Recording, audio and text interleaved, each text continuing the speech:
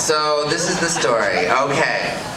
I've said it many times, but I feel like I have to do it tonight or this week, and then it'll be done. But I've always been a huge Golden Girls fan. And Maude and all of that. And I moved to let's see. I used to watch the Golden Girls with my grandmother. As a child, as a gay Todd, and it was, you know, one of the great bonding moments of my life.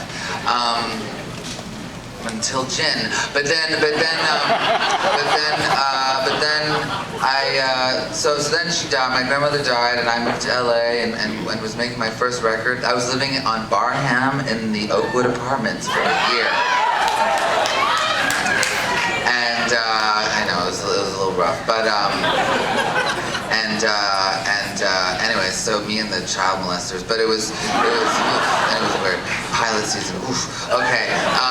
So anyways, I was living there, and I got really lonely, and I just watched episode after episode of the Golden Girls, and it really got me through a very difficult time. And anyway, so I was doing this show once. Yes, I got it through there with the Golden Girls.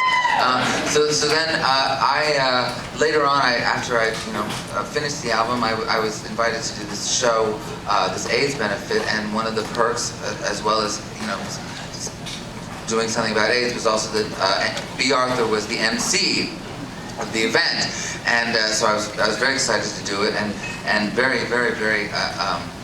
nervous about meeting her, but wanted to tell her how much I loved her.